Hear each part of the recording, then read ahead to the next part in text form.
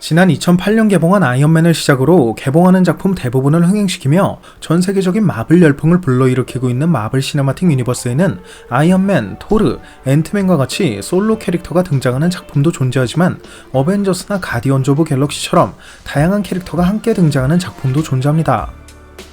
그리고 이러한 작품들을 살펴보면 같은 팀 내에서도 쉬지 않고 티격태격되는 캐릭터들이 있는 반면 서로 피 한 방울 섞이지 않은 남임에도 불구하고 자신의 목숨보다 상대방을 더욱 생각하는 캐릭터들도 찾아볼 수 있죠.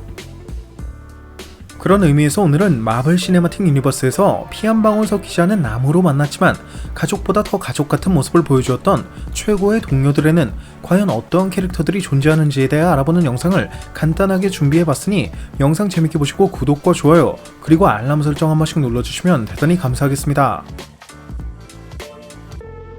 마블 시네마틱 유니버스 하면 가장 먼저 떠오르는 최고의 동료는 아마도 이들이 아닐까 싶은데요.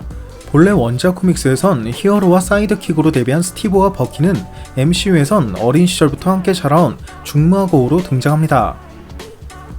버키는 어린 시절부터 아주 허약한 체질을 갖고 있었던 스티브를 항상 지켜줘 왔고 그런 버키를 보며 스티브는 부러움을 느끼긴 했을지언정 절대 질투하거나 시기하지 않으며 둘 사이의 우정을 이어왔죠.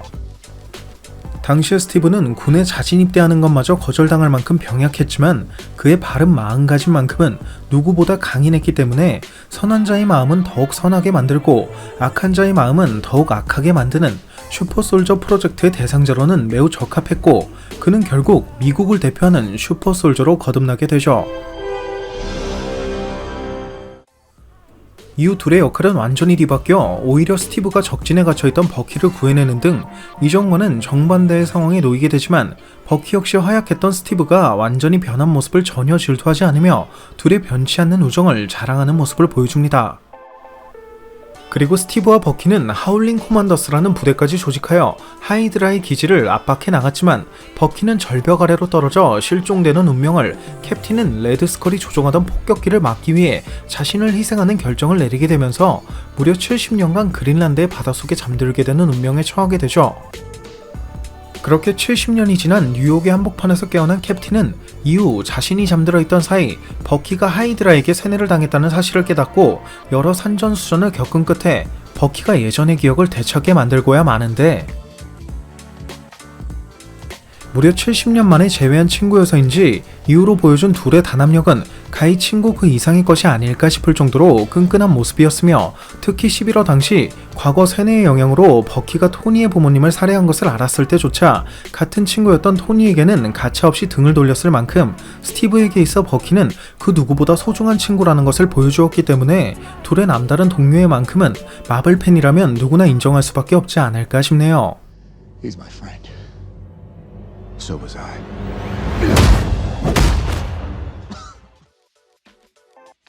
토르와 로켓은 앞선 스티브와 버키와는 좀 다른 종류의 동료애가 아닐까 싶은데요.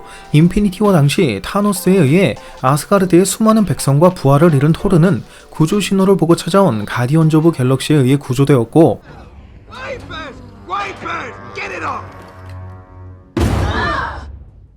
이후 타노스를 저지할 스톤브레이커를 만들기 위해 니다벨리르에 가려는 그에게 무기 덕후인 로켓이 관심을 보이며 둘은 급속도로 친해지게 되는데 이 과정에서 토르는 로켓이 마음에 들었는지 그대가 여기서 가장 고결한 지도자로 보인다, 이 토끼가 여기서 가장 똑똑하다는 등 로켓을 토끼라고 부르며 무척 친근감을 표하기 시작하죠. 그리고 니다벨리르로 향하는 도중 자신은 모든 것을 잃었고 더 이상 잃을 게 없다며 눈물을 보이는 토르에게 로켓은 자신이 대신 대장 노릇을 해주겠다며 그를 진심으로 걱정하는 모습을 보여주었고 니다벨리르에 도착할 무렵엔 토르에게 과거 도박을 하던 중 훔쳤다는 기계 의안을 선물하기도 하는 등 짧은 시간이지만 토르와 매우 가까워진 듯한 모습을 보여주었습니다. 이후 엔드게임에선 리얼리티 스톤을 되찾기 위해 토르 다크월드의 시점으로 돌아간 토르가 오늘이 어머니가 살해당한 날이었다는 것을 깨닫고 공황장애가 온 듯한 모습을 보이자 그의 뺨을 때리며 너만 소중한 사람을 잃은 게 아니다 라는 말과 함께 넌 할 수 있다 라며 자신감을 북돋아주기까지 하는 기특한 모습을 보여주기까지 했었죠. 때문인지 토르는 인피니티 워나 엔드게임 당시 상당히 많은 장면에서 로켓과 붙어다니며 심적으로 로켓에게 상당 부분 의지하는 듯한 모습을 보여주기도 했었는데, 개인적인 생각으론 그루트를 제외하곤 항상 까칠한 모습을 보여주었던 로켓이 토르에게만큼은 마음을 열었던 이유가 가디언즈 오브 갤럭시 3편에 등장할 것으로 보이는 로켓의 과거, 즉 하이 에볼루셔너리의 동물 실험으로 탄생한 자신의 비참한 과거와도 상당히 깊은 연관이 있지 않을까 싶네요. MCU를 대표하는 천재적인 두뇌와 재능으로 젊은 시절부터 세계적인 군수업체 스타크 인더스트리의 CEO로 등장하는 캐릭터인 토니 스타크. 토니 스타크는 천재적인 두뇌는 물론이거니와 타고난 매력에 억만장자의 재력까지 더해져 말 그대로 핵인싸의 삶을 살아왔다는 설정을 가지고 있는 캐릭터인데요. 때문인지 그는 인피니티 사가의 초중반까지만 해도 매사에 촐랑거리는 이미지에 협동심이라고는 눈꼽만큼도 찾아볼 수 없을 만큼 아나무인격의 캐릭터로 등장한 적도 있었죠. Oh, Jensen. Oh, I finally met a man called Hope. I would like to introduce you to our... 하지만 호잉센에게 가족이 있냐는 질문을 받았을 당시 침묵하며 없다고 대답한 점, 자비스가 동력 부족으로 꺼질 당시에도 날 떠나지 마 친구 라고 언급한 점 등을 미루어 보면 Jarvis? Don't leave me, buddy. 그가 겉으로는 매우 화려한 삶을 살고 있는 듯 보이지만 속으로는 매우 고독한 감정을 느끼고 있다는 것을 짐작해 볼 수도 있었습니다. 그가 이처럼 유독 고독한 감정을 느낄 수밖에 없었던 이유는 어린 시절 부모님이 사고로 일찍 세상을 떠나게 되어 가족만이 채워줄 수 있는 빈자리에 깊은 골이 생겼던 것이 가장 큰 이유일 것이고, 짧은 시간이나마 함께했던 부모님과의 시간 중에서도 유독 자신의 일에 많은 시간을 할애한 탓에 집안에는 상대적으로 소홀할 수밖에 없었던 아버지에 대한 애증의 감정도 크지 않았을까 싶은데, 이러한 토니의 아버지에 대한 애증의 감정은 그가 아버지의 살아생전의 모습이 담긴 비디오 테이프를 보는 장면이나 엔드게임 당시에도 과거로 돌아가 자신의 아버지와 직접 대화하는 장면을 통해서 어느 정도 간접적으로 느낄 수 있었죠. Thank you. For everything. 이후 이 같은 감정은 어벤져스 내 유일한 미성년자이자 자신을 아버지처럼 믿고 따르는 피터 파커에게까지 이어졌고, 실제로 토니는 여태껏 자신이 받아보지 못했던 부모님의 사랑과 관심이었기에 조금은 미숙한 방법이었지만 그래도 늘 피터의 곁에서 그의 훌륭한 멘토이자 보호자가 되어주려 노력하는 모습을 보여주어 왔습니다.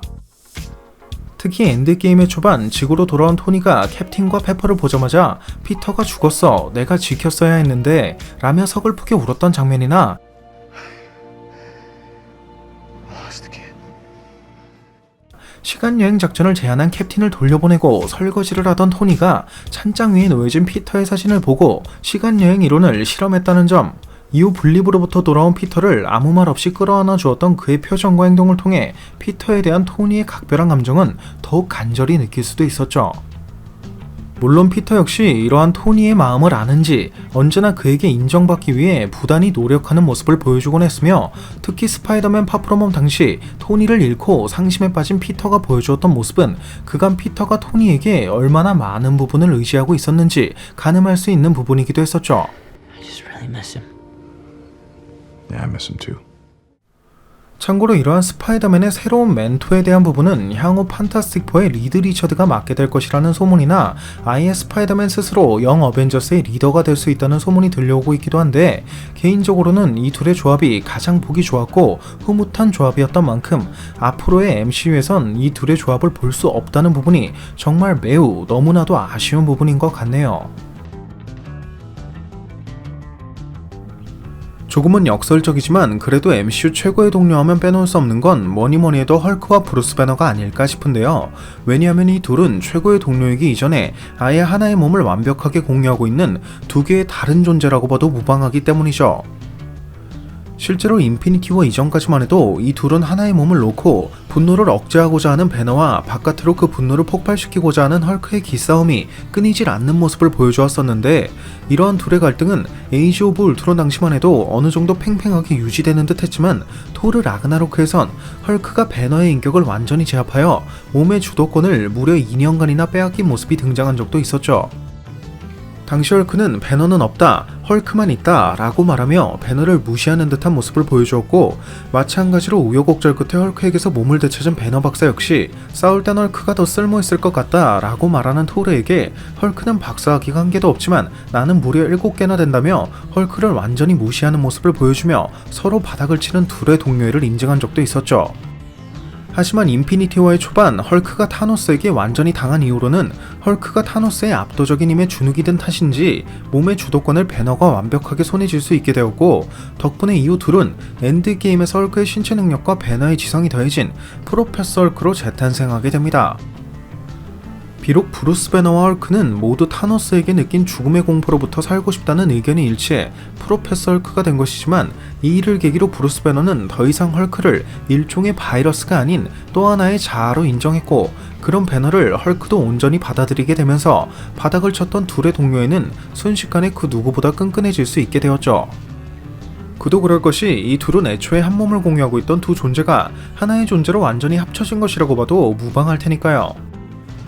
그런데 이 같은 프로페서 헐크의 모습을 긍정적으로 생각하는 팬들도 있는 반면, 본래 헐크라는 캐릭터 자체가 분노하면 할수록 더욱 강해진다는 컨셉으로 인기를 끌었던 만큼 일각에선 오리지널 헐크의 복귀를 기다린다는 반응도 여전히 심심찮게 찾아볼 수 있는데, 이와 관련해 지난 30여 년간 소니 픽처스에서 회장과 프로듀서 등의 직책을 맡으며 마블과 긍정적인 협상을 진행해왔던 에이미 파스칼이 헐크의 배급권을 가지고 있는 유니버셜로 이적한다는 소문이 들려와 향후 헐크의 단독 작품이 MCU에서 다시 한번 제작될 수도 있다는 긍정적인 예측이 나오고 있기도 하고, 마크 러팔로 본인도 케빈 파이기와 향후 미래의 MCU에서 헐크가 맡게 될 역할에 대해 많은 이야기를 나누었다는 등의 소식을 전해오기도 해 팬들의 기대 역시 더욱 커져만 가는 상황이기도 하죠.